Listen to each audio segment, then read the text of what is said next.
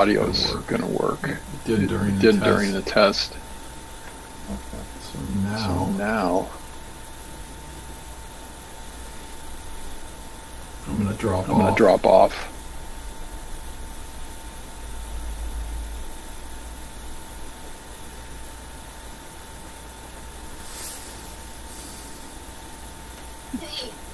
Yeah, I see the stream.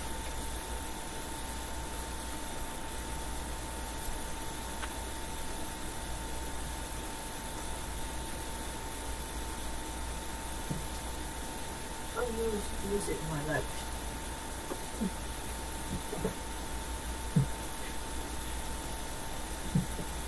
There's a delay of about 15 seconds.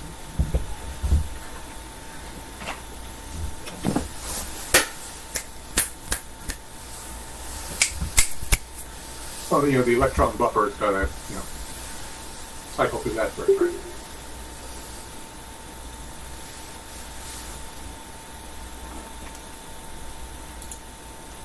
Get Heisenberg compensated.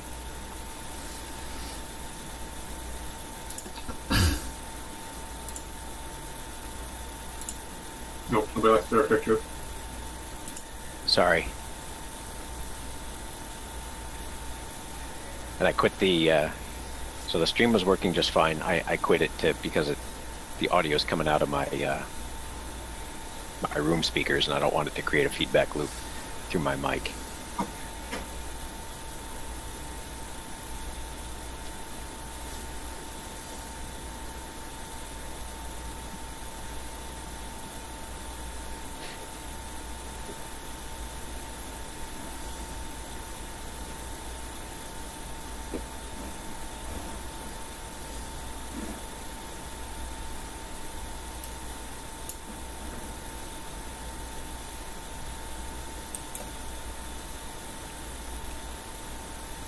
Nice, look at that. BayLISA live stream is a separate entity.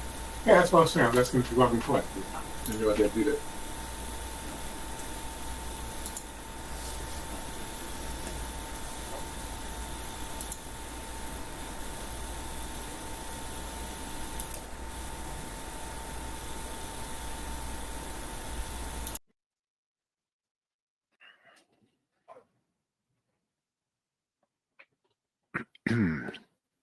T-minus 5 minutes, nominally.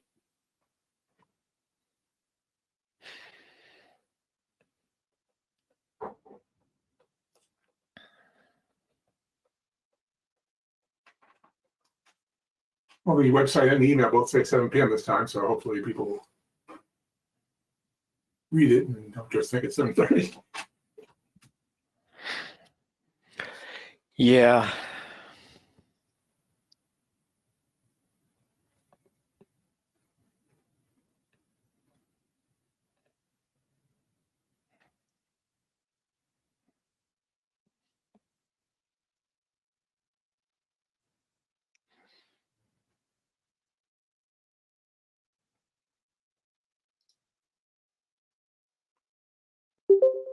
Ooh, neat.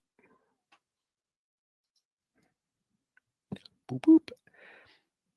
Dan's back. So Clinton actually logged into the Hangout, which is, we haven't said anything. It's not doing anything. But he's not coming here for a reason.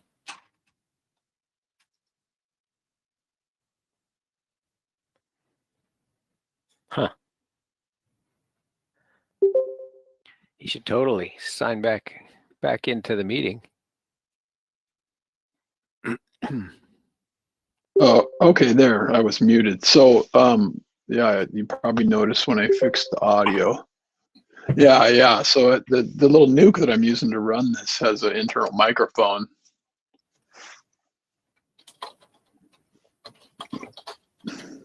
Wow, you're running on that? That's pretty cool. Oh, but it's like an i7, and it's meant with a bunch of RAM and an SSD and all that stuff. Excellent.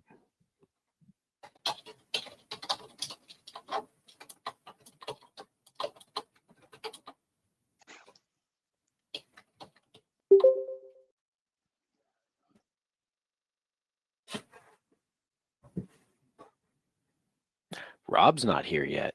That's unusual. Oh, totally weird. I'm like, why am I hearing myself speak twice? For me, there was a delay of about 15 seconds between.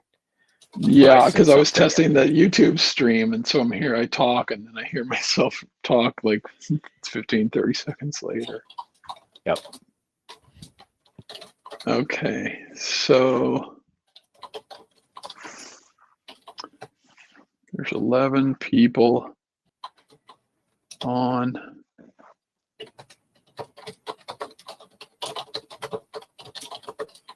On the YouTube stream? No. Just on the GoToMeeting. Looks like there's Gotcha. 2 people on the YouTube stream. Cool. Not me, I dropped off.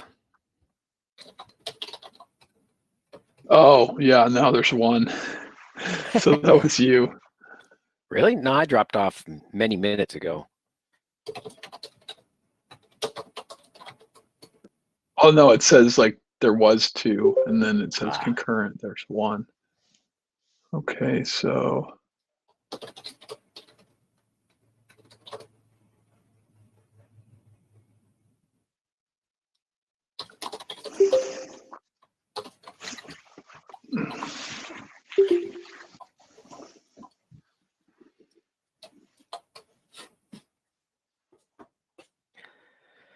Howdy, Everybody- howdy. Hey, there's Rob. Hey, Looks like Lee made it. Very good. Hi, Lee. Yes.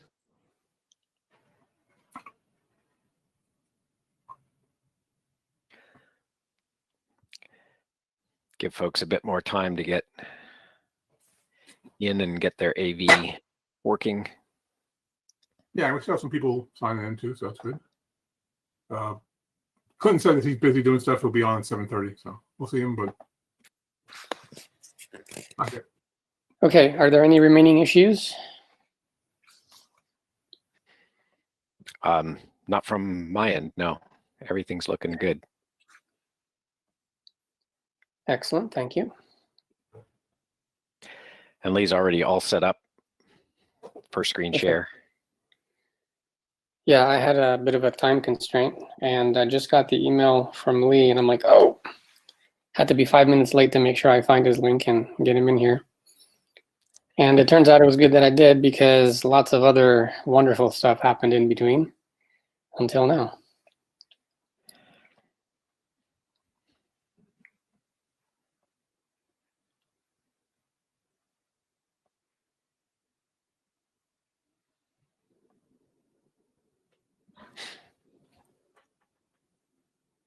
Oh no.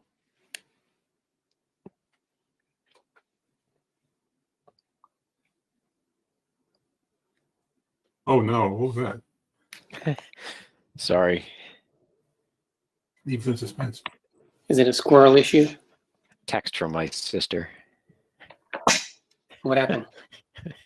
Nothing. It's my daughter's birthday today. And you didn't know? Oh, I knew. Why my sister is texting me instead of my daughter, I don't understand. Mm. She's turning 20, so it's not like she. And her name doesn't can't start with a G. communicate.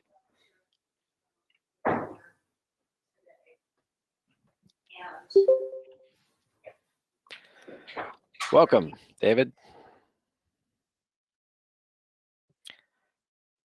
You're muted. There, technology. There you go. It's all right. We'll get started in a few minutes. We're still letting people kind of come in and get settled. Yeah, a couple of minutes in. Sounds good.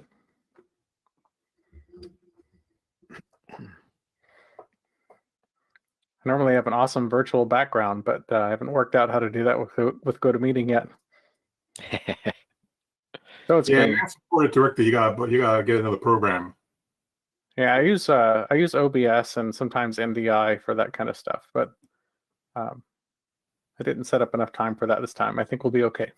So I'm not presenting, so Exactly. it's good to meet you guys, though. Good to meet you too. And welcome, Michael. Good to Thank have you. you. Michael.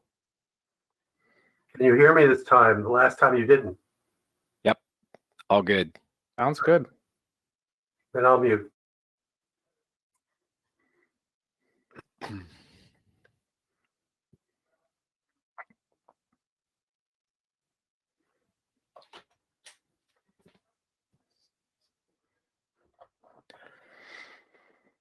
Whoops, whoops, whoops.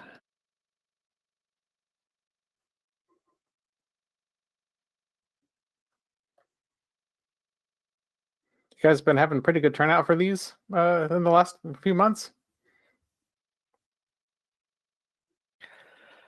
Not too bad. You see, I think the first one we actually managed to put together was September, and I missed that one, so I don't know what attendance was like. Last month was not too bad. There was a timing confusion whether we were starting at 7 o'clock or 7:30, and so but once we got going, everything seemed to be pretty good, and there were a bunch of people on. I think we had 25, if I remember right. Yeah, that's actually not too bad. That's what we see a lot of times on-prem. Yeah, good. I think this is a good topic, so I'm looking forward to it. Yeah, me too. I was kind of hoping more people would show up. Hopefully they aren't waiting until the 7:30 time when kind of normally we get going on site, but I saw that you guys are going to try doing some live streaming to YouTube as well. Yep, that's up and running. Good. Yeah, someone mentioned OBS. I'm using OBS to stream it from another system, Excellent. and it's working, so we're all good there. Yeah, it's OBS gets the fan spinning on my Mac sometimes, but it seems to work pretty well for what it is. I like it. I think it works a little better on the Windows side, but I haven't really. My work does Mac, so I haven't had a Windows system set up really to kind of use it significantly. Yeah, I found the same thing. So it's I'm running it on an i7. We're running Windows 10, Yeah, and it's the fan's not going at all, so it's Yeah. doing just fine. Able to use the GPU a little bit more and that kind of stuff.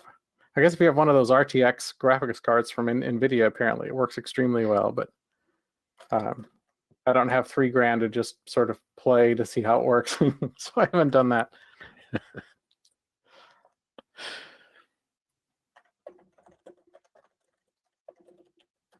Uh-oh. Let me see. Somebody asking for the meeting link.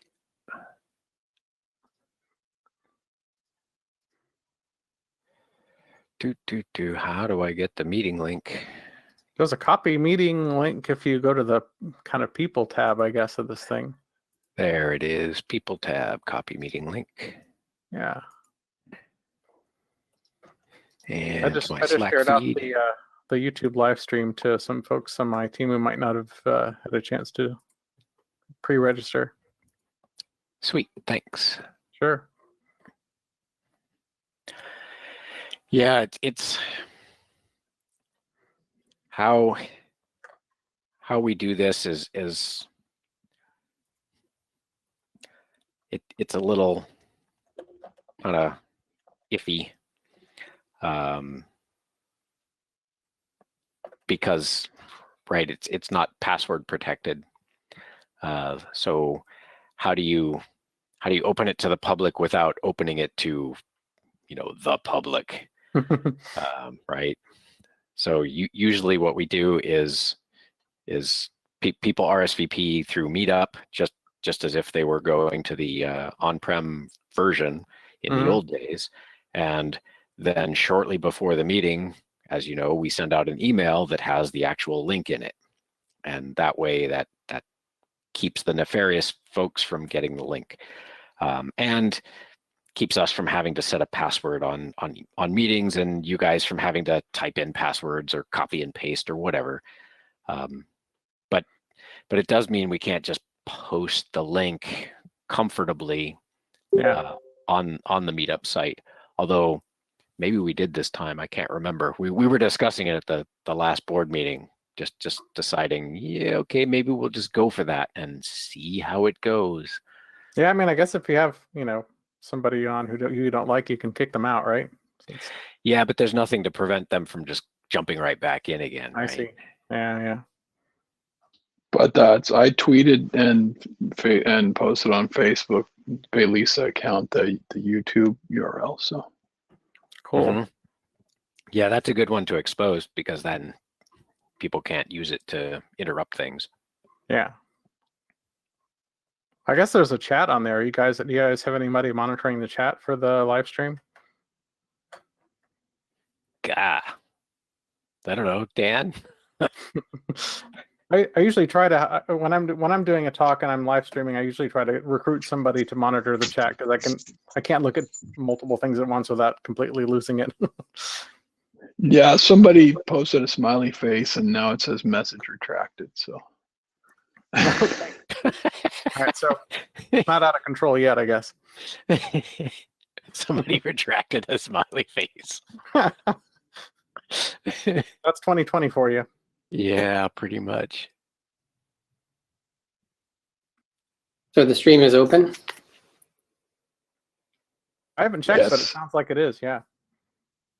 Awesome. yeah, it's working too. I had to mute it because otherwise I get double audio on it, like a long delay. Mhm. Yes, that can be really annoying. Yeah, for those of you who do have the link, please don't click on it and try to play it while we're talking here. It won't go well for anybody. Yeah.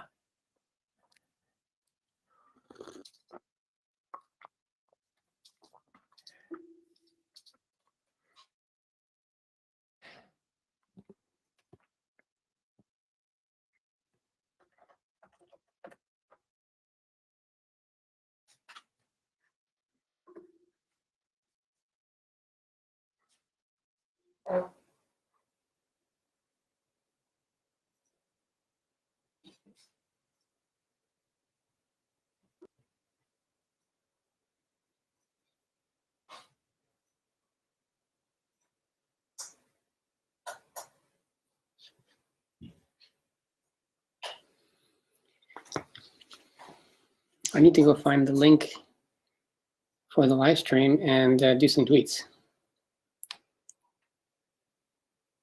Cool. Unless somebody has already tweeted. I already Tweet. I posted it from the BayLISA Facebook page and from the BayLISA Twitter account. So if you want to retweet that, that'd be cool. Awesome.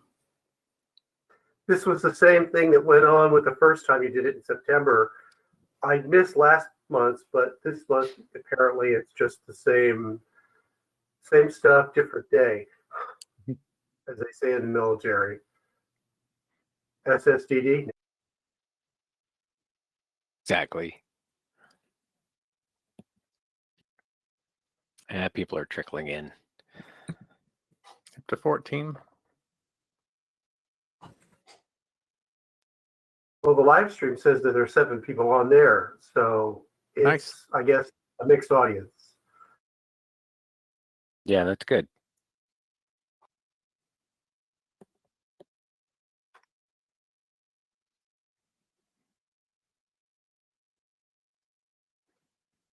For me, I'm pleasantly surprised, even though I only see 2 video streams.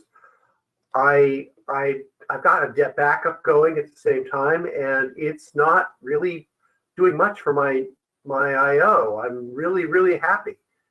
This is a low weight, a low resource tool. I'm glad to know about it, other than the usual suspects. Yeah, it's in terms of resource utilization, it's pretty good. I see much higher stuff during my normal workday, and we use 3 different tools there, depending on the taste of the person doing the streaming. And GoToMeeting is one of the lighter ones. I really like that aspect of it, and it's pretty straightforward to run too.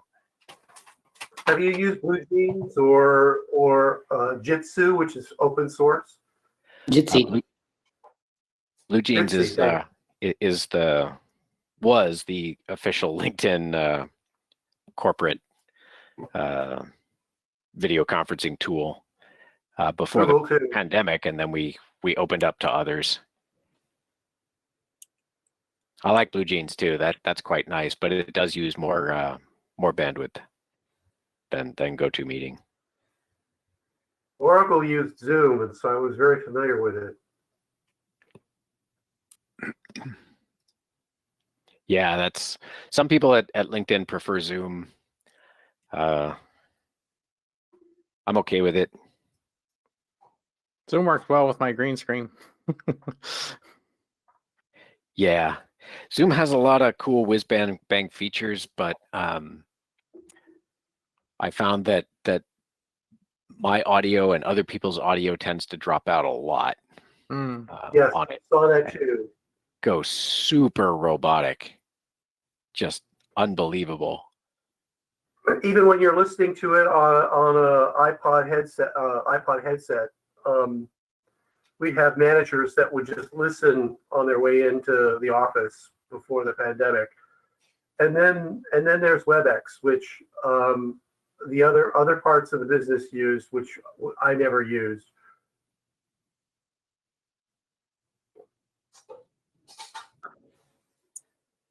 I found that my audio and other people's audio tends to drop out a lot.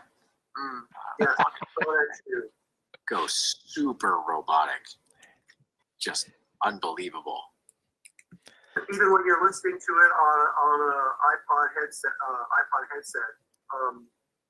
we have managers that would just listen on their way into the office before the pandemic, and then there's WebEx, which the other parts of the business use, which I never used. Hey Rob, just FYI, you're feeding the YouTube link back into the the GoToMeeting. Yep. I was thinking it might be like that cat scene on The Matrix where you see the scene of that cat happening again. It means they're changing something.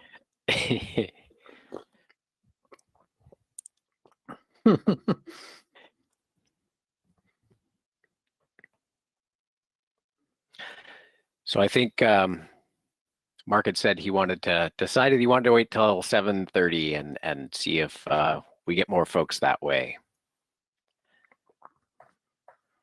So I think we're gonna hang out for another 15 minutes before getting going.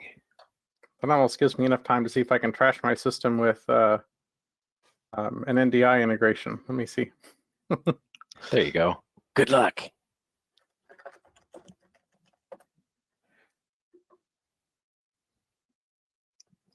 Yeah, we had like 40 people RSVP, so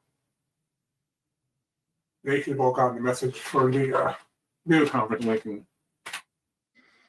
you know, we expect like about 40% of that show up. Yep. Although between this and the YouTube stream, it sounds like we have probably about 25 people who are not board members. Yeah, but the YouTube stream folks, I think, will be the ones that got that message. I probably put that up at 6 o'clock after I stopped RSVPs and sent the message out to any people. There were just a few people RSVP'd since I sent the message out yesterday. Yeah. Those are people who don't know about the conference and the video conference link. Right. And I'm guessing didn't RSVP. That makes sense. Yeah, it'd be nice to have another half dozen here. That gives us 50%.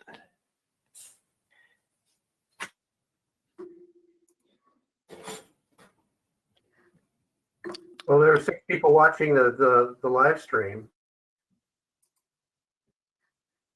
Yeah, but they probably aren't people who got the RSVP, right? So, or people who got the people who RSVP'd. Mark was saying there are 40 people who have RSVP'd, and those are the ones that got the email with the GoToMeeting link, and we only have 14 here, including the board members. Although I guess the board members are included in that 40 total, aren't they, Mark? Oh yeah, so 35. So it would be nice to have 50% RSVP attendance in the actual meeting. We've seen anywhere from 40 to 60% on average in the on-prem meetings over the years. Sometimes higher than that, sometimes lower than that, but on average, it really seems to be the majority, between 40 and 60% of the RSVPs actually show up. You must be a data scientist. No, my actual training is astrophysics. Yes, but you had to take statistics. Oh yeah, most definitely. I'm actually considering dropping out of system administration, engineering, and cutting over to data science. It both scares me and intrigues me at the same time. I took a lynda.com, got bought by LinkedIn. I took their data science Python thing, and I was completely lost. Some of the stuff he was doing because of the things that he was covering. So if you're a Python wizard, then you'll probably not have much problem with it. But otherwise, try that course. I think you'll like it. It uses Interesting. Jupyter Notebook. It uses Yeah. Jupyter Notebook, and it's fun. Huh. I might. I work for LinkedIn, so I actually get free LinkedIn Learning. All I can consume, essentially. I did that at Oracle until I wasn't at Oracle anymore, and now I pay for it. So, but it was worth it. Excellent. The softer courses, not so much, but the harder courses, the hard problem is that some of the older stuff that ages out very quickly, like Puppet, gets dead very quickly. Like it's 2 years old and none of it works anymore, unless you duplicate the guy's environment. And you don't have people updating the classes all the time, so they're frozen in time, and you have to know enough about Puppet to be able to duplicate exactly what he's got in order to get the class to work. Not something a beginner can do. Yeah.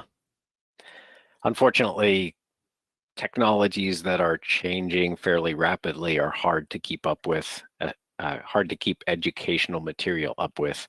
That's true in the classroom as well. Yes. But even something is changing. The thing I've noticed the most change is Kubernetes. That changes like weekly, where they change the config files, or they change things that you run and they don't work anymore, and you have to like kind of guess how to make them work and so on and so forth. But it's not, I can't imagine running a business like that where you have if your installation doesn't change, that's fine, but if you have to keep it up to date, that's harder. Yep. And I'm only learning this stuff. We recently at LinkedIn have been, well, we started a couple of years ago. We're still in the process of migrating from CF Engine to Puppet, and Oh, really? yeah, and during this process, Puppet released Puppet 5. So Oh God! I mean, why am I laughing? you know, it just happens, and sometimes you have to be willing to play a little loose with it. And we decided, you know, we're doing something new anyway. Why not do it all the way new and try this brand new Puppet 5 thing? And are you using Enterprise, or are you using the free stuff? no, it's all free. We thought about Enterprise, but it's just not sufficient. It depends on what you need. If you have a huge fleet of stuff, the Enterprise stuff can be useful. And that's the same for if you're using Tower for Ansible or not. You know, it doesn't matter. But I learned originally Puppet 3, and so I had to come back. And when I brushed up on the class that they have in LinkedIn on Puppet 5, it was, oh, well, that's how you do that. Oh, that's how you do that. So it's sort of like watching somebody paint something, an artist paint something as they add a nose now. And, oh, the background's different now, and so on and so forth. But it's taking place over years. But coming into it new is a whole other thing. And it's just, you're learning it as it is, as opposed to what you remember it to be. Exactly. I wish I could get my fingers in there. I tried applying, but to LinkedIn, but nothing ever came of it. That's kind of too bad. Yeah, well, that's the job search now, as it is. Yeah. Surprisingly, the tech market's pretty good still. There's even in still the midst time. of all this. Yeah. Computers got to compute. Yes, and when I tell some of my low techie clients, I have another business beside. You're thinking of going off and doing something else. I've been doing something else for 20 years, as well as technology. And so a lot of these clients aren't technological people, and I just have to tell them there's no such thing as a cloud. It's just somebody else's computer, and they go cross-eyed. Exactly. The serverless cloud. Love that phrase. Oh, but that's a service on Amazon. I don't know if Google or Azure have that as well, but I know Amazon does. Yeah, they all do in one way, shape, or form. It's more efficient for that, and they can charge for it. Yes. It's like the car that doesn't need you as a driver. That's called a taxi. Yes. But the whole idea, it though, just the phrase serverless cloud, like the cloud doesn't actually use servers. Even if it's a service, it's running on a server. Yeah, it's just the interface. Yeah. But most people don't interface with a server anyway. It's immaterial to them. But people get really excited about serverless cloud. Like, really? Yeah, they're mostly VMs and containers. Yep. I see David figured out his background. I'm getting closer. It's actually a foreground. That's it. I'm getting closer. What is it you do?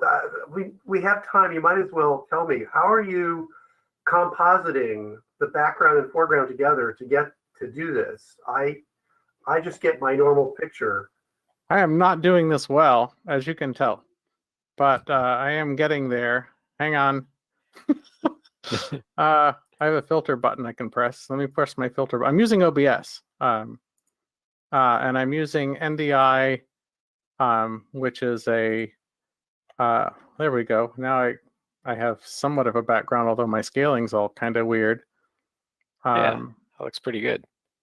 But it's, there's a background anyway. I can change my size a little bit. I'm broadcasting at a different resolution apparently than what the one I'm seeing on my screen. But I'm using OBS and NDI. I can't remember what NDI stands for, but it's some sort of interconnect essentially for streaming video devices across your network. And NDI allows OBS has some support for NDI to capture video and also to allow OBS to be a source for an NDI virtual camera. And that's what I'm using is an NDI virtual camera that I can then tell GoToMeeting to use instead of my regular webcam. And then anything that I can put on the deck in OBS will show up to GoToMeeting as if it was a real webcam, even though it's actually a virtual webcam. Yeah. And it kind of works. I should probably switch to NDI audio. Maybe I'll have a little bit better audio video sync if I use audio and video from NDI, but it's fun to play with. Usually my machine's fan takes off and then the whole thing bursts into flame shortly afterwards. So I'm going to mute myself anyway in about 3 minutes, so it won't matter much, but it was fun to play with. The flames are a feature. That's actually pretty impressive compositing. They're unlike the the background screens and things that are inherent in the various conferencing tools like Zoom and BlueJeans. There are no image effects around the edge. Ah, yes.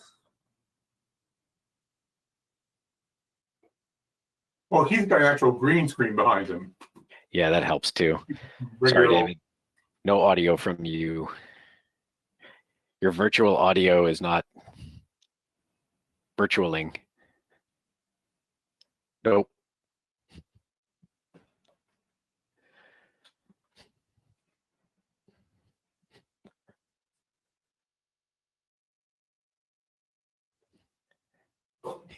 The sounds are still virtual.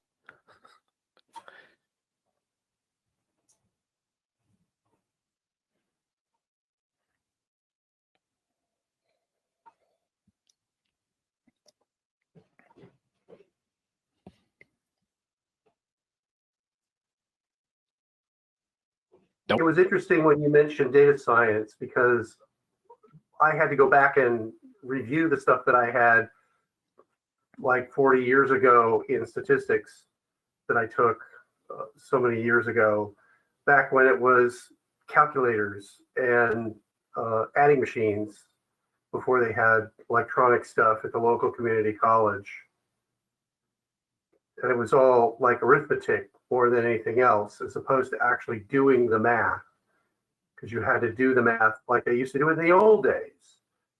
Yep.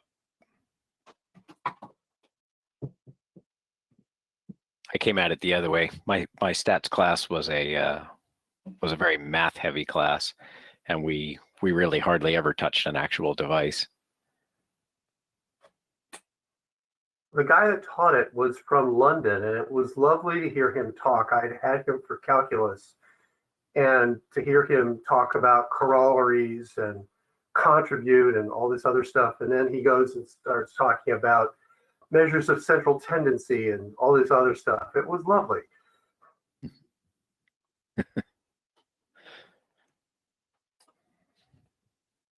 Okay, well, it's 7:30. I think we're going to get started.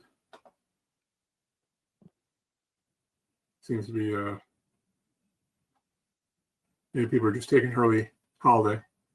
Hang on a sec, Mark. I'm going to hit the mute all button, and then you can unmute yourself again. Boop. There we go. All right, you're good. Hey, she talks to me on mute. I'm good. Yep. Okay, well, good evening and welcome to the November 2020 meeting of BayLISA, the Bay Area Large Installation Systems Administration User Group. My name is Mark Rovner, and I'm the current president of BayLISA, and we also have in the room other board members, Guy Purcell, Rob Markovic, Peter Downs, and Clinton will be showing up soon, and Dan McQueen, who is live streaming this for us too. With Thanksgiving around the corner, we hope folks are getting in the holiday mood. Even though we're all still doing the social distance thing, BayLISA continues to work to hold these virtual meetings on the third Thursday of every month. These meetings are open to the public, and we hope you'll stick with us in this virtual format until such time as in-person events are in vogue again. BayLISA is a membership organization. We do encourage people to join, but it's not required. Membership fees enable us to pay for various organizational expenses like website, meetup.com fees, travel expenses for when we get back to that, and now virtual conference fees. To continue the events, we do need people like you to step up and become members, though. BayLISA can only continue like it does with the financial support from members. Individual membership is $45 a year. Corporate membership is $2,500 a year. If you or your organization would like to become a member, please contact myself or one of the other board members in chat or later via email. We usually thank our hosts for allowing us to use the facilities, but given the circumstances, we thank you for taking the time to bring us into your lives and your homes, and hope your Wi-Fi is able to keep up with the new demands of the times. We can't provide refreshments now, but hopefully you're having a bit of food or drink while watching this. We expect everyone here has read the email that went with a link to this meeting, and particularly the new rules for the video conference version of BayLISA. A quick summary of that is, please keep your audio muted You can unmute it, but we ask you to keep it muted. Feel free to ask questions in the chat, which we will present to the speakers at appropriate moments. And please be courteous and professional in voice or chat otherwise. This is being recorded for people who watch later, so you can tell your friends and coworkers. BayLISA is a volunteer organization, and as such, the BayLISA board itself is always looking for volunteers. If you enjoy these talks, we encourage you to give back to the community and help. It's not hard work, but shared work is always easier. The board meets the first Tuesday of the month, currently also via video chat, to plan for future general meetings and to discuss other ways to make BayLISA better. Equally important is finding speakers, so even if you don't have time to volunteer, but you know of a topic or a speaker you'd like to hear, or even have something you'd like to present at BayLISA, please tell us and we'll follow up. Again, please contact myself or one of the other board members via email or chat. Next month is going to be a short but cool month. We typically do this in December. We try to get people who have short 10 to 15-minute talks on something that's cool and think would be of interest to the system administration, site reliability, DevOps crowd. Have you found a novel way to build your system? Are you working on your own personal super Pi cluster? Do you have a horror story that can be used as the poster child for what not to do? If so, please drop us a line and we'll schedule a slot for you. We typically have a bit of time for job announcements. So obviously jobs are a little stranger this time, but if you have a job or you are a company offering a job, if you would like to talk, please raise your hand in the chat and we'll unmute you.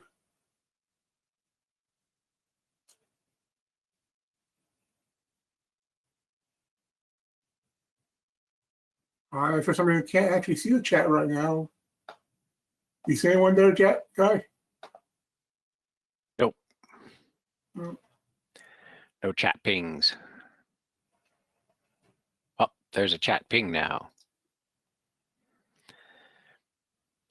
Yeah, unfortunately, there is no official raise hand button with GoToMeeting. Oh, yeah, just say hi. Yeah, the only way to do it is to just ping in chat and say, hey, I'd like to speak or something.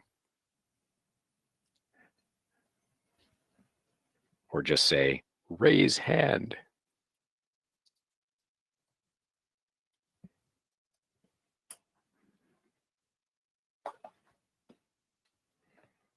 Oh, oh, that's just guy saying raise hand. Yeah.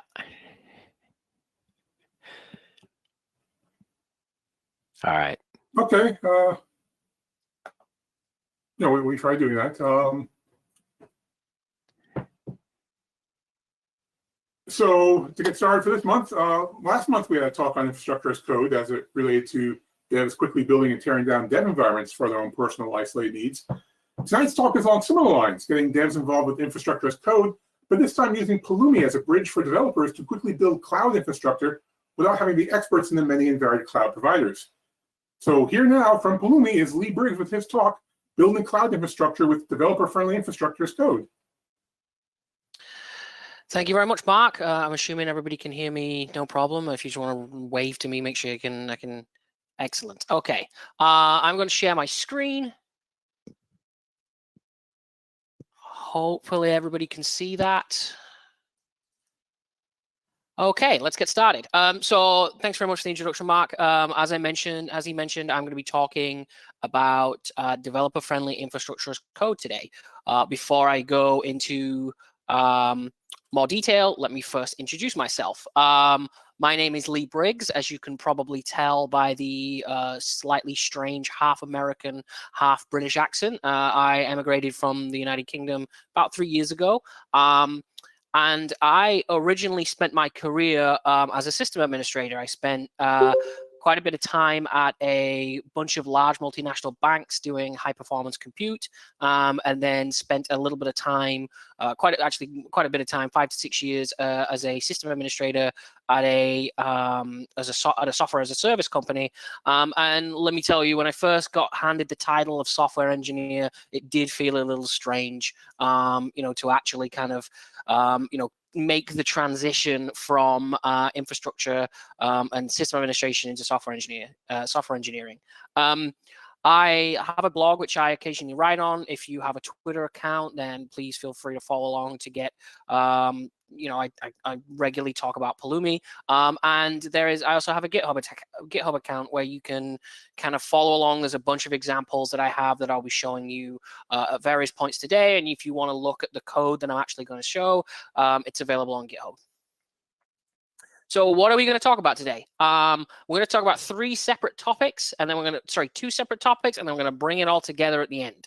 The first thing we're going to talk about is the idea of a platform. This is a hot topic in the quote-unquote DevOps community, and I'll tell you a little bit more about that as we cover it. But platforms are something that many organizations are kind of looking for in an effort to try and increase the productivity of their application developers. The next thing we're going to talk about is infrastructure as code. I'm going to cover in relatively brief manner some of the infrastructure as code tools that are available, and then I'm going to introduce Pulumi, which is an open source infrastructure as code platform.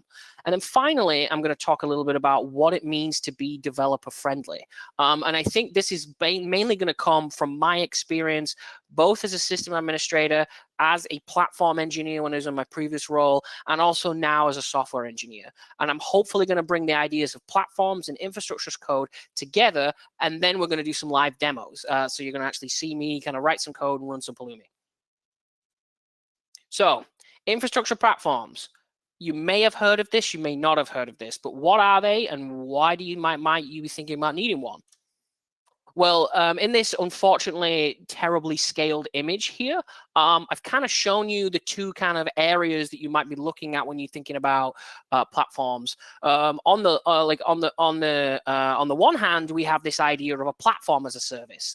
A platform as a service is something that your infrastructure team or your software developers would use to kind of get their application from A to B with as minimal friction for that person as possible.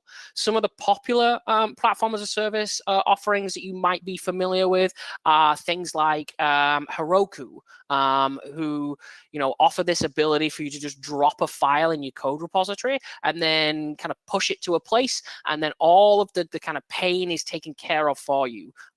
These are, when it says cost here, I'm talking about the labor cost, not the dollar amount. But from an engineering cost, a platform as a service is a low cost kind of offering. But also, you have this low level of control.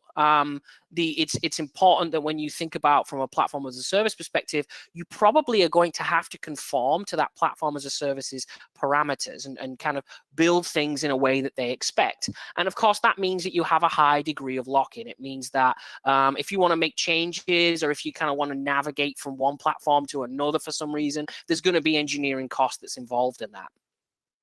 On the other hand, there's the infrastructure as a service kind of offering, and this is kind of what you think of as a cloud provider, like Amazon Web Services, Google Cloud, all the way down to things like DigitalOcean. And I think if you kind of think back to 10 to 15 years ago, what a lot of us were building was infrastructure as a service type offerings. So back when we were all racking and stacking servers, on a regular basis, or, if you're still doing that, what you're kind of building is an infrastructure as a service kind of offering. And that has a very high degree of labor or engineering cost. You usually have to have people managing them. You used to have people dedicated to that job functionality, but of course the control that you have when you're actually managing everything from the operating system all the way down the stack, the control that you have and the lock-in that you have is much lower. Sorry, the control is higher and the lock-in is lower. So if you decide that you don't like a particular operating system, changing it is up to you. Whereas with a platform as a service, like the operating system that's running there, you don't really get a choice there. You're kind of running what the platform as a service is offering. So when you kind of like making your decisions about how your engineering organization is going to move forward over the next 5 years,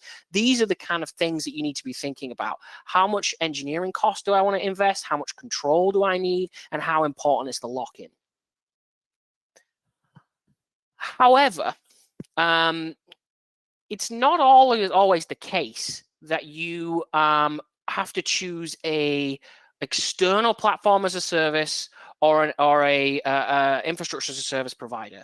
And these graphs that I'm showing you here are from a recently published paper that kind of surveys a bunch of the industry, especially some of the kind of more high performing organizations, and actually ask them, what are you doing within your organization? And as you can see, 63% of the organizations surveyed are actually kind of taking the best of both worlds with the platform as a service and the infrastructure as a service offerings, and they're building their own platform on top of the infrastructure as a service. And you know, when I first saw this, I've been giving a kind of a talk like this for nearly 2 years now. Before I joined Pulumi, really trying to evangelize this idea that these platforms, or these the ability for your developers to ship code, is the number one kind of number one parameter in terms of like your business's success potential. And it was really surprising to see that this has kind of become a mainstream you know, a mainstream thought process. Like 31% of the people surveyed say that nearly half of their developers are using internal platforms. And I think that this is a kind of indication of the way that the industry is going. Like the external platforms that are available are just not meeting the needs of the businesses that are running and shipping applications. So people are trying to get all of the benefits of a platform as a service by building them internally. So what does it mean to build a business platform? And I think the key thing to really take away here is this idea of your business logic, your way. As we are all aware, as we all are familiar with, applications, you can't just rewrite applications from scratch, right? You can't just say this application that's been running 5 to 10 years, and, you know, without many problems. I get it, we need to move it to a cloud provider, but we can't just like rewrite the whole thing in a production ready way. And then stick it in Heroku. It's going to cost us a lot of money. It's going to take a lot of engineering effort. So it's probably easier to fit the infrastructure to the application and kind of meet in the middle. And so having the ability to kind of remove that opinionated workflow and kind of build the platform, get the same benefits of like frictionless deployments without actually having to adopt those kind of expensive things. So it's the hot word in the industry. I couldn't talk about platforms without talking about Kubernetes. The reason, in my opinion, that Kubernetes has kind of seen such a huge industry adoption is because of its capability to allow these internal organizations to build these platforms. Once upon a time, you probably would have needed to hire 30 software engineers who are all capable of running production applications. They're kind of like mythological full stack engineer to build this platform for you. And Kubernetes has come along and taken so much of that pain away. And I understand it's a polarizing topic. It's something that, you know, if you asked 100 people in the software engineering industry if they like Kubernetes, I would probably say you would get a 50-50 split. But ultimately, the benefits that it's providing to these organizations is that it kind of creates the ability to define workflows and infrastructure that suits your business logic. And here I've kind of quoted one of the kind of founders or one of the original creators of Kubernetes. He kind of like had this idea that Kubernetes is a platform. It's a building block that you use to make a platform that makes it easier for your developers to ship their code. And as I mentioned, like I firmly believe that one of the biggest indicators of high performing organizations is their ability to get features to their customers as quickly as possible. And I spent a long time as a system administrator not really thinking about that message and thinking more about like the sanctity of my production environment. And when I kind of started to think of it more over the course of my career, started to think of it more of like, I need to empower these developers and I need to empower these people to kind of get things from A to B. It really did change my perspective on how you make decisions. I, in my previous role, spent 4 years kind of building a Kubernetes platform. And I really certainly saw from my experience, the huge investment that is also had the ability to kind of help my software engineers get their products from A to B and into their customers' hands. So let's talk a little bit about infrastructure as code. So again, from my own experience, infrastructure as code has kind of an interesting set of definitions. This is what I like to use as my definition of infrastructure as code. The practice of managing and provisioning computer systems and services through machine-readable definitions rather than interactive configuration tools. And interactive is the key word here, right? Like if you have to SSH into a server, if you have to SSH into a box and run a bunch of commands, you aren't, in my opinion, and it's just an opinion, you aren't actually kind of following an infrastructure as code kind of methodology. And the reason for that is that that interactivity kind of unfortunately breeds a set of practices that mean that you might forget something that you've done, or you might forget some of the configuration steps that you took. And so that interactivity is the key portion of kind of this definition. Why might you use infrastructure as code? I was kind of listening into the conversation before we started, and there was conversations around Puppet, Ansible, all those kind of things. These are all infrastructure as code, in my opinion. Like I think if you had a conversation with some other people in the kind of in the industry, they might disagree. But the reason I believe it's infrastructure as code is because you get all of the benefits of the software engineering lifecycle inside your infrastructure. You get the ability to be able to say who changed what at what time, even if it's just through your Git history. You get the software engineering kind of practice of peer review with pull requests and kind of like people looking at the changes that you're making. You get consistency and repeatability. And this is something that I found so important in my career, the idea that I can just define the way my infrastructure looks and know that it's going to look that way when I come back to it later.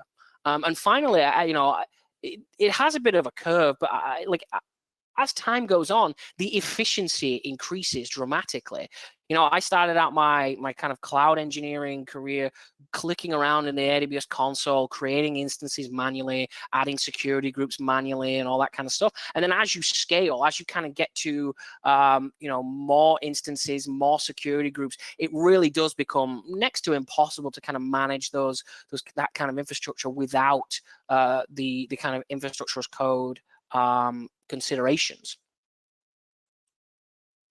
However, and I'm going to use however a lot during this talk.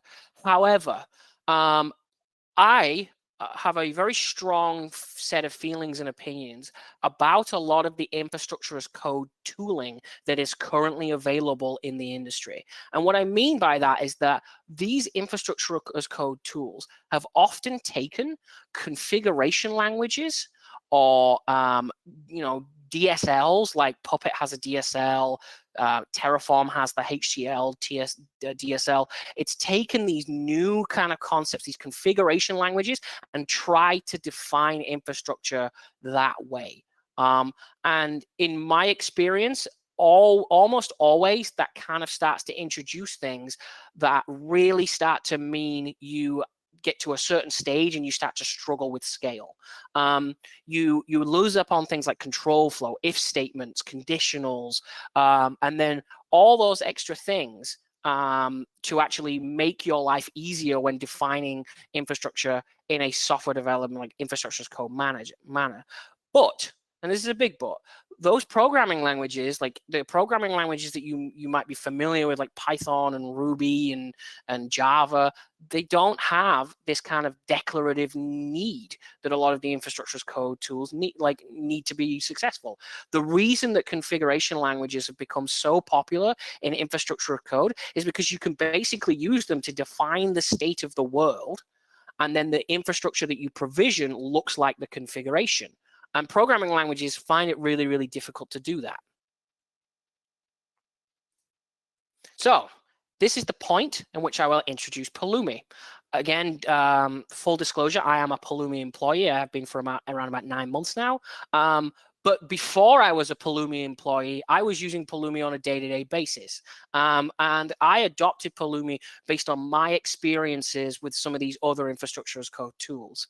Pulumi is a modern infrastructure as code, and this is a sales slide, so I apologize for including this, but it does a better job than I could of kind of introducing some of these concepts.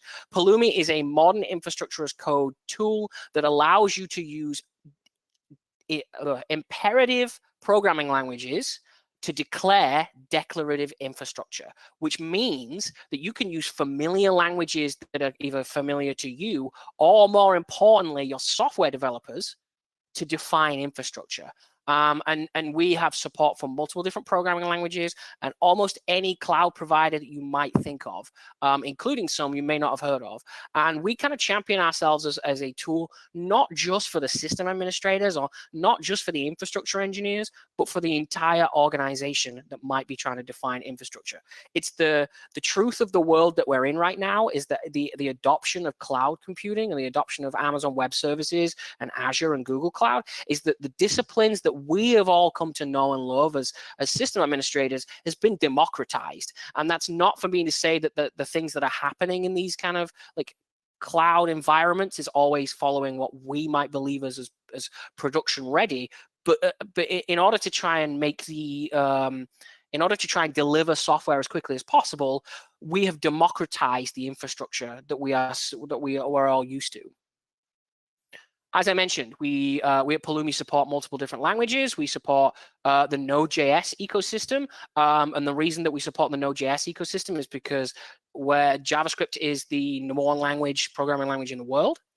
We support the Python ecosystem, so a lot of kind of people in the DevOps community have kind of adopted Python. The AWS CLI is obviously written in Python.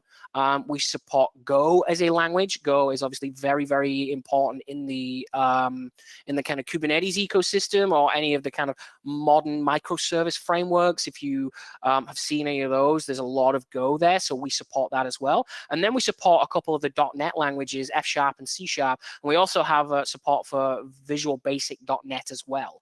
And so we kind of support that Microsoft ecosystem as well.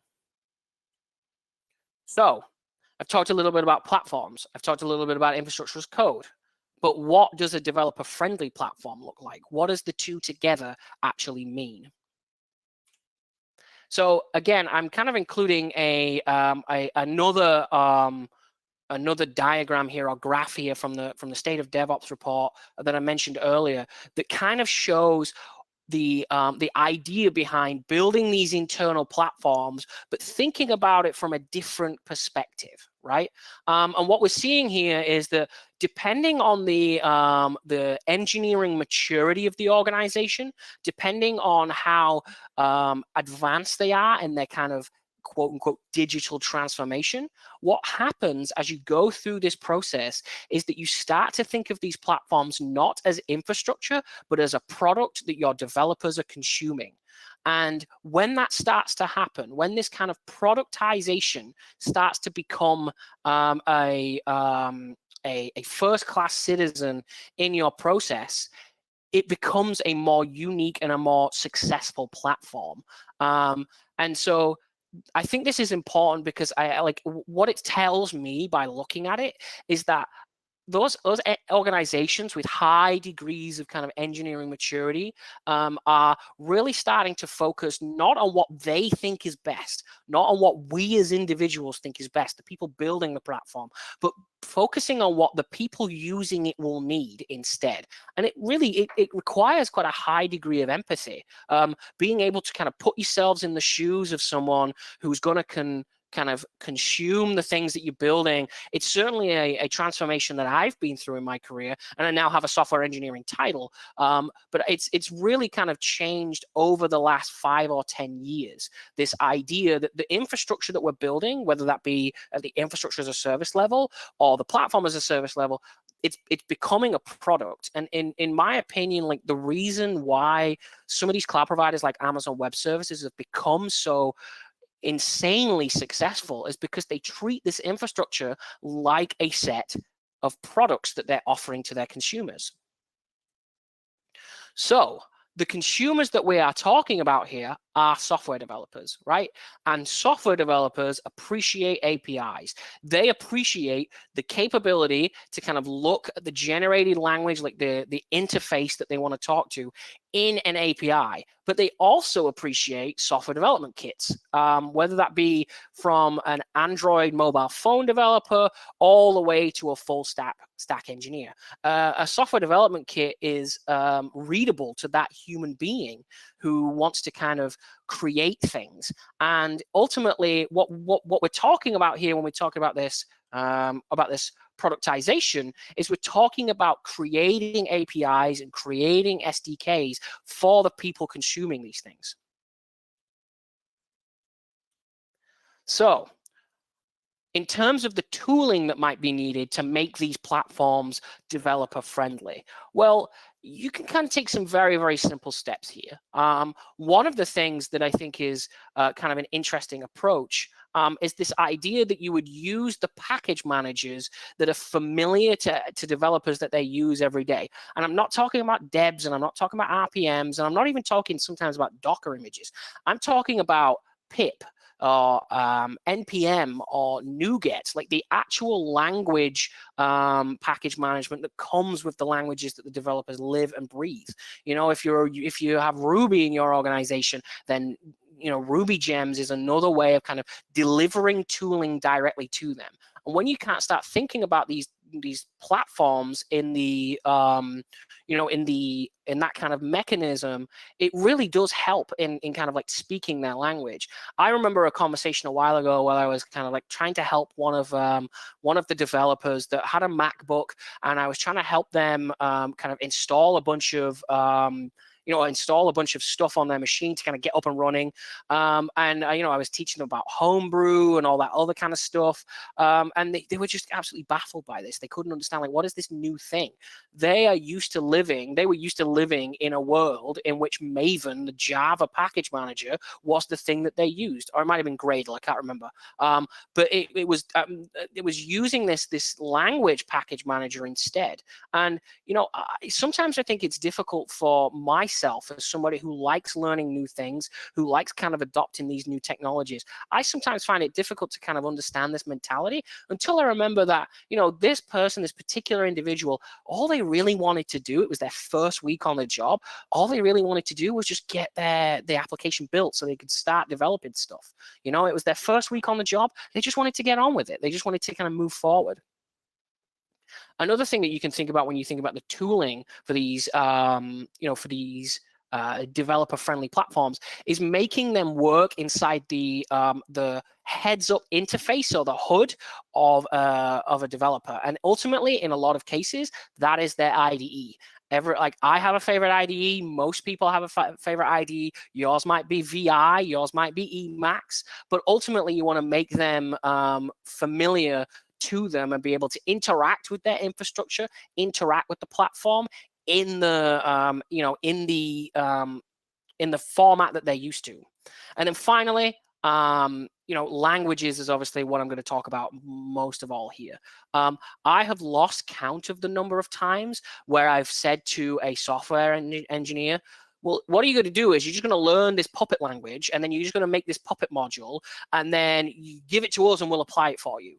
Or, learn this big 1,000-line YAML document and then understand what all the properties mean, and then just tell us what it is, and then you can just apply it. I was that person. Like, I have been in this position in my career for a long time, and I've been frustrated at times thinking, why don't these people just learn Puppet? Why don't these people just learn Ansible? Like, why can't they just kind of use the tools that they want, that they feel familiar with? And the answer, the real and honest answer, is that it's because it's a lot of work, and it's so much work, and all they really want to do is just get their product from A to B. And they're already spending, all of their time in sprint planning. They're already having to add a bunch of features. They're already adding front-end stuff. They might have had to learn a new JavaScript framework this week because there's a new one that's come along. And then all of a sudden they kind of come to me as a system administrator, and they're like, hey, everything's finished, and now I want to put it in production. I'm like, oh, you're going to learn Puppet now too.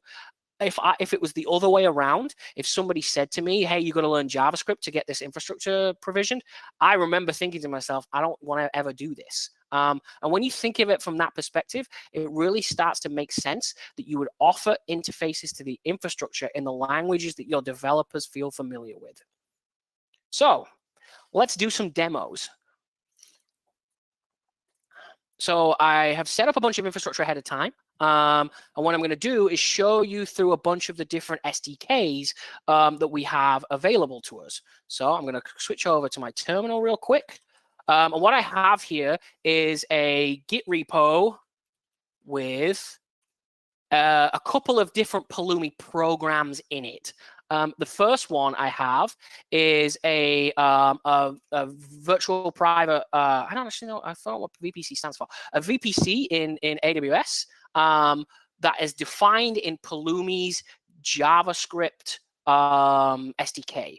And so what this is a VPC defined in JavaScript using one of Pulumi's libraries, which we call Crosswalk or AWSX, which has defined for me a best practice VPC. So it's defined a well-architected, well-put-together VPC. If you write this out in CloudFormation, it's nearly 1,000 lines of YAML.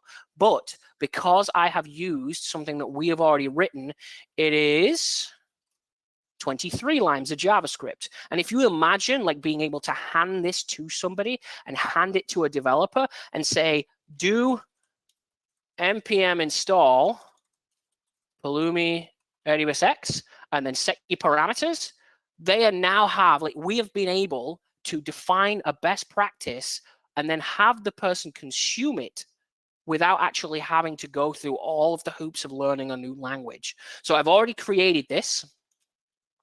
And then ahead of time, because it takes about 15 minutes to run, I've also done the same thing with a Kubernetes cluster. If anybody on the call has ever set up a Kubernetes cluster, even in a managed provider, even in a Google Cloud or in AWS or anything like that, this can be hundreds and hundreds of lines of Terraform or or CloudFormation. And there are aspects that you can get to kind of abstract this away, but it's usually in a language, whether it's YAML or whether it's JSON or whether it's HCL, it's usually in a language that a software developer would have to learn and understand. Right? So I've defined a Kubernetes cluster, again, a well-architected, well-put-together Kubernetes cluster, albeit a small one with 2 nodes and a bunch of other things, and it's less than 30 lines of JavaScript, right? And what's really nice about this as well is that I've been able to actually grab some values from my VPC creation, which is done in a different project, and actually reference them inside my Kubernetes cluster's creation. So if you imagine what this would look like to a software developer, like imagine if a software developer was to come to you and say, hey, I need a new Kubernetes cluster and I need to know which VPC to put it in, and I need to know what the private subnets are called and what the public subnets are called. And I have been in this position before where I've gone, okay, and it's going to be pretty hard. I'm probably going to have to do it for you. And I've got a bunch of other stuff to do. So it's going to take me about 3 weeks. And they're like, well, hold on a minute. I need to ship this application tomorrow. Well, that's not good enough. In this particular world, I can say, hey, copy these 3 lines of code and you will get all of the information that you need. And then you can just go and define an EKS Kubernetes cluster in the way that our organization has set it up in terms of the best practice, right? So I've shown you examples of using this. I've shown you examples of kind of consuming this from a developer's perspective. But what would it look like if you were actually building this? Like, I think of many people that I'm talking to, we would be the people who would be building this. So what I'm going to do now is going to switch to my editor, and I'm going to show you an example, a simple example of building something like this. I've called it, in this particular case, a production application, right? And so this is in our Python SDK. You'll notice that the 2 other examples that I showed you were in our JavaScript SDK. I've switched to our Python SDK now, just to kind of show you, the different capabilities. So in here, in this Pulumi project, which I've just called application for now, I've created a new Python app, and then I've set up a bunch of Kubernetes stuff inside, inside this Pulumi program, right? And so I've created this Python class called production app, which is creating a hypothetical, well-designed, well-architected deployment to Kubernetes. And then I've defined a bunch of Kubernetes resources inside it. So there is a namespace, a deployment, which is the thing that actually runs our application. And this takes an argument, right? It takes the actual image that you want to run as an argument. And then finally, we've created a Kubernetes service, which is the thing that exposes it to the world. Okay, so if you're in an organization and you have written Python before, or you understand Python, you're able to actually define this stuff in a way that allows you to kind of just expose the arguments that you want to expose to your software developers. In this particular instance, the single most important argument that I've defined here is this image, right? So this is the thing that gets passed to this whole production application. And if you imagine from a software developer perspective, they would probably ask you like, hey, I want to deploy this application to the existing Kubernetes cluster. How do I do it? And you could just say pip install this package and then set it up like this. And there's a bunch of boilerplate code here that I've used to kind of make this work. But this here, this one line, right? This one line of code defines a production application for us. And you can see here, I've specified an image. In this particular case, it's just a simple Nginx Docker image. And for any software engineer who's going to consume this, they just need to use this one line of code and they have a full production ready application. So what does this look like when you're actually using it, right? Like if you imagine like all of this was in an upstream Python package and not in my local file, just for kind of to suspend the suspend the belief for a second.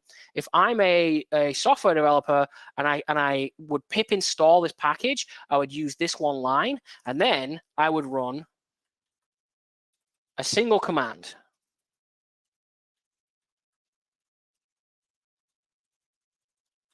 So I'm going to run the Pulumi update command.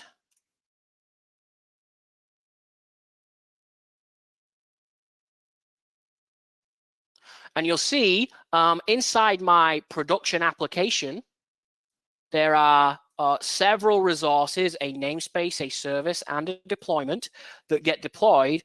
And all that my software engineer, my developer has to look at is this one line of code. And it's almost like, we've kind of introduced this to multiple large customers, and it like feels to these people who just want to ship their code, it feels like magic. Like it feels like they have kind of got superpowers all of a sudden.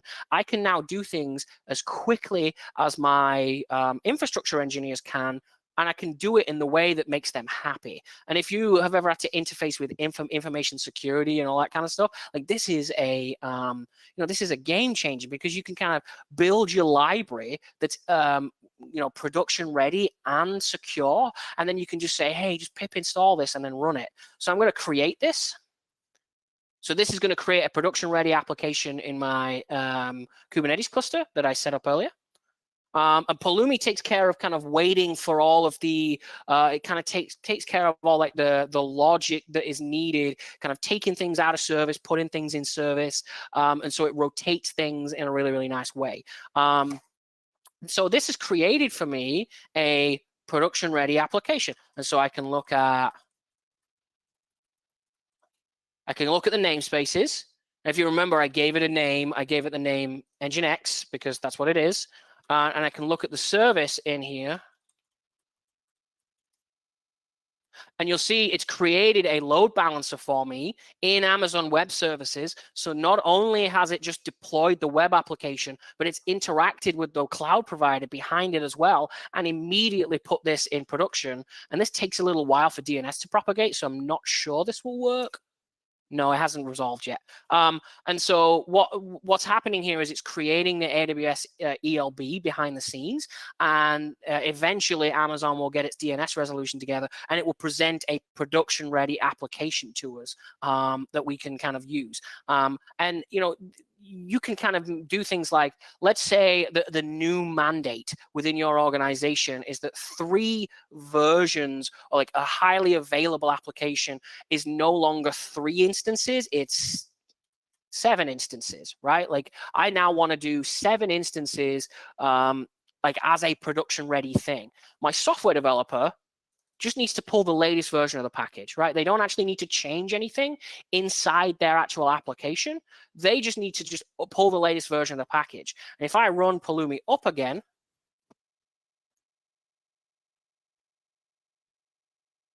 you'll see that it's updating my application now. Like for the software engineer who's consuming my platform, they don't actually need to do anything. They just see this update happen. And you can see it's changed the number of replicas from 3 to 7.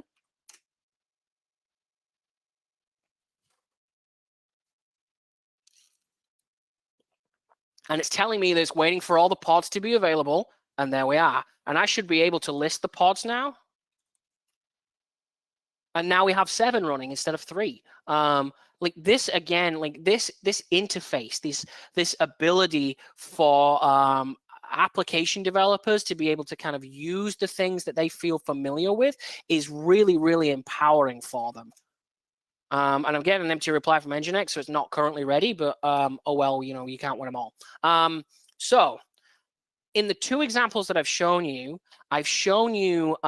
what it might look like for an organization that feels comfortable consuming software packages, right? Like if you have a bunch of software engineers who feel really comfortable with Python, pip, or like NPM or anything like that, that's one way to be able to interact with them. However, there are engineering organizations in which software developers don't even feel comfortable running commands like this, right? Like they don't even want to install the Pulumi CLI. And the Pulumi itself has the capability to abstract this away even further. So what I'm going to do here is I'm going to show you the demo, and then I'm going to tell you what happened, right? So in this particular example, I'm a software engineer, and I have my application, and it's a super elaborate application which contains of a single index.html with a bit of JavaScript in it and a Nginx configuration, right? So a very, very straightforward application. This could be as elaborate as you want, right? And then I've also included a very, very simple Nginx Docker file that's adding both of these 2 things to my Docker image, right? And if you imagine like this is a much more elaborate application and it's packaged up in a Docker image, for a software developer to kind of use this, if they wanted to use the Pulumi CLI, they would have to do a bunch of things like do a Pulumi new, and they'd have to kind of add a bunch of Python packages. And like you might have to, for the first time that you kind of do this with some people in your organization, they might not feel comfortable with this. I've certainly been through this. So what Pulumi allows you to do is it allows you to create even simpler applications for your developers. So I created an application called Ploy, which is a very, very simple wrapper around Pulumi. It's written in the Go programming language, and it's got a bunch of different things in it. So let's run Ploy up. And you can see it's generated me a random name. It's created me a Docker image upstream in AWS, and it's telling me what that Docker image repository is. And again, like I'm a software developer right now. I don't know what's happening here, but I know that it's happening in a best practice way. Like it's all been defined for me by my infrastructure team. It's also creating a Kubernetes namespace, a Kubernetes deployment, and a Kubernetes service, but it's building the image locally. It's actually building it on my machine, and it's pushing it to this ECR repository that can then be deployed inside my Kubernetes cluster. And if you imagine what that might look like for a software engineer who has never ever touched their infrastructure before, they've just created a best practice application with absolutely no need to understand the infrastructure that's hiding behind it. They haven't had to write a single line of YAML. They haven't had to write a single line of the code that they feel familiar with. They haven't had to download a module or anything like that. And it's very, very handily told them that the application is ready at this particular URL. And I'm hoping that Amazon's DNS resolution has not. Fantastic. It's created all of those things for me, and I haven't had to do anything as a software engineer. So what is that? What did I just show you there, that command line application? So what that is a Go binary that is built, that is on GitHub, and it's written in the Go programming language. As you can see, it took me, I wrote it a few weeks ago, and in here, in our Go Pulumi SDK, I have defined a full Pulumi program. It's doing all of the things that a Pulumi up does, but without actually having to interact with any Pulumi at all. So it's creating a new namespace, it's creating a new deployment, it's creating a new service, and it's doing all of the things that you might be familiar with Kubernetes. And this is not limited to Kubernetes. If you have a large VMware environment, we have a VMware provider. If you have a large AWS footprint, you could do this directly on AWS and not with Kubernetes. You know, the ability for you to kind of build these things is kind of the power is in your hands, basically. And so this is hopefully giving you an idea of what is capable when you kind of think about these as a product. And I hope that DNS resolution works now. It has, excellent. So Amazon has finally got its stuff together. So you can see here, this is my server name, and that's I'm going to get my applications. So I have created evidently giving Orfish, just a randomly generated name. And you can see that is what's actually being deployed here. And I can do this as many times as I want. I can do another deploy up. And now it's creating perfectly infinite slug. And it's creating me a new ECR repository for this application. It's going to create a new namespace, a new deployment, and a new service. Obviously, I haven't actually changed the image at all. I'm just deploying a second instance of it. And it's taking care of all of the pain for me. So you can see here, depending on the engineering maturity that's within your organization, you can kind of give the application developers the ability to kind of do things in the way that they feel comfortable with. I'd like to just very quickly show you an example of something that my colleague built, Christian, who did a very, very similar thing, but he built a web GUI to do something similar. So with the Pulumi infrastructure as code methodology, he used Electron to build a web UI to deploy infrastructure. And if you kind of go down the engineering maturity level, it may be the case that some of your developers, don't feel comfortable with command line tools either. Well, now you can give them a UI to actually build this stuff for them.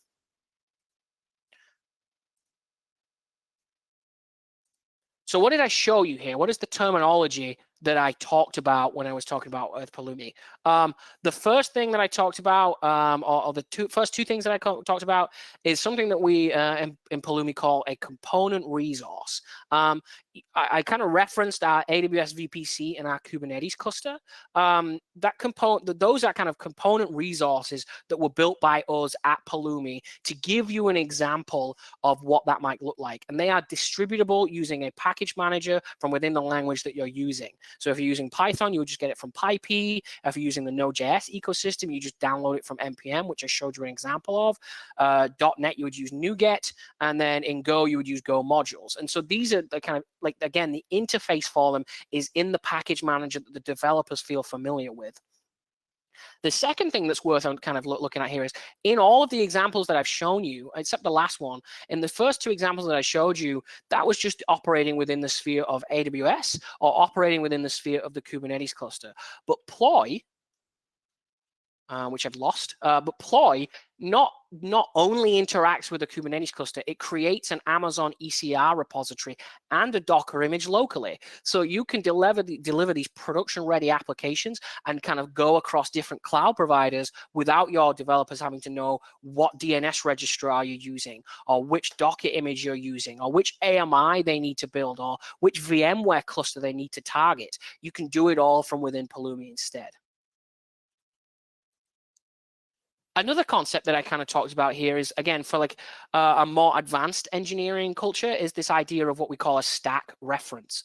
And so when you build your infrastructure in these languages, you can output values that you think are important to your developers, and then they can consume them in any language that they feel familiar with. So when I kind of showed you this example here of the Python image, if you remember, I created my VPC and my Kubernetes cluster in Node.js because that's a language that I feel comfortable with. However, it might be the case that my software engineers are writing in Python or they're writing in Go. They can consume those values, this Kubernetes cluster output, they can consume those values in a language. It's completely language agnostic when you start to use stack references. You can only have a single language within a Pulumi program, but you can export values from that Pulumi program, and then they can be consumed by any other language that you feel comfortable with. Another thing that I used when I was kind of building this stuff is that I used a tool that we have called Cube2 Pulumi. And so one of the things that we kind of had as feedback is it's great that we have all this capability to build all this kind of cool stuff, but I have thousands and thousands of lines of Kubernetes YAML, or I have thousands and thousands of lines of Azure ARM templates, or thousands of lines of Terraform. And how do I get from A to B? Well, we built something to do that for you. So we built a bunch of different tools that will help you convert Kubernetes YAML into Pulumi programs. And so here you can see an example of a very simple pod, and it's it's converted it into the language that you feel comfortable with. So it's converted it to Python here, and it's converted it to Go. Now, you'll remember I said earlier that I started out as a system administrator. I never thought that I would be a software engineer. That's a good error to have during a demo. I never thought I would start out as become a software engineer. And one of the things that I think is so vital with Pulumi and so important with Pulumi is that I could learn a programming language in the terms of the thing that I already knew. So I knew Kubernetes like the back of my hand. I'd been using it for 4 years. I knew these YAML documents, like I knew them in and out. And then when I saw a Pulumi program in Go or a Pulumi program in TypeScript, the TypeScript started to make sense to me. I started to understand it more. It wasn't this abstract black box. Like, one of the things that I found hard as my journey as a software engineer is that I wanted to learn Python, but then I had to learn a whole bunch of frameworks and web applications and front-end things. I just wanted to do it in terms of infrastructure. And for me as an individual, this has really helped my path to becoming a better software engineer, because I can learn Python and I can know if it looks or feels right by using these kind of tools to be able to convert one thing to another.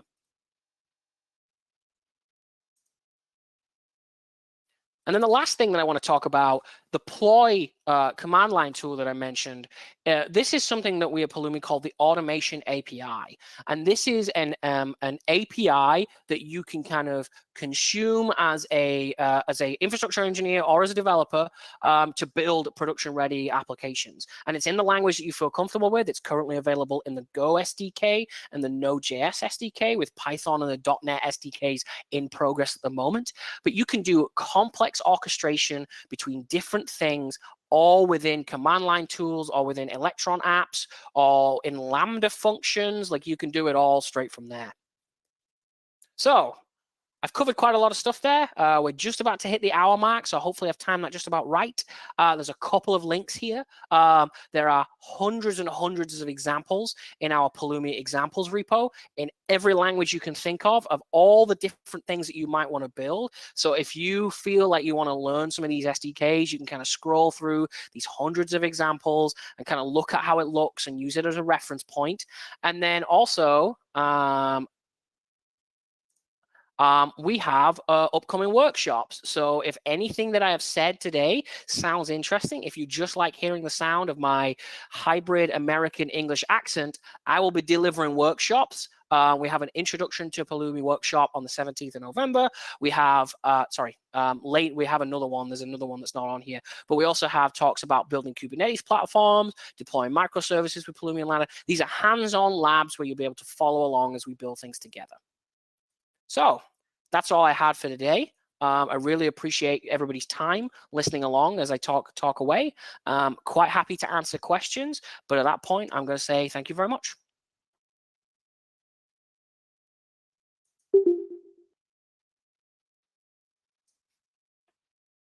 It's very quiet. There's no questions. So if we have questions, put them in the chat and we'll unmute you to ask your question.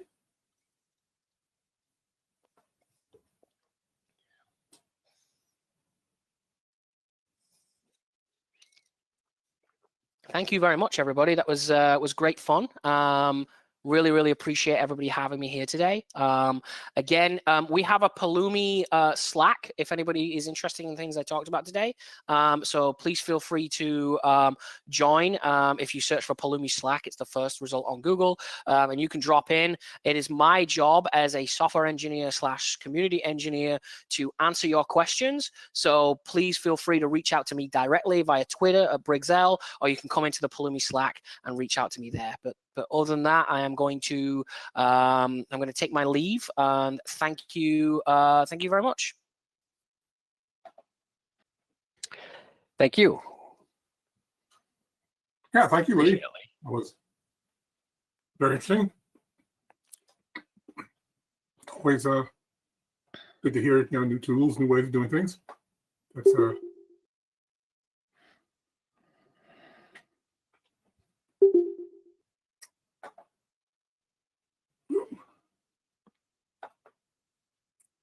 So okay, so hopefully we all enjoyed tonight's presentation. Please send us an email with your thoughts, comments, suggestions how tonight's event went. If you have any suggestions for how you'd like to see it done. Again, we're looking at a short but cool session next month in December.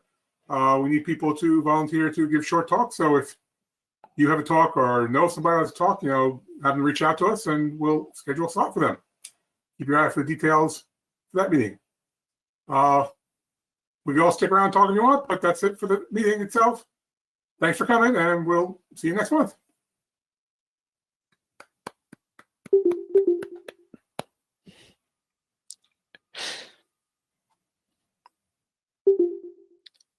Whoop.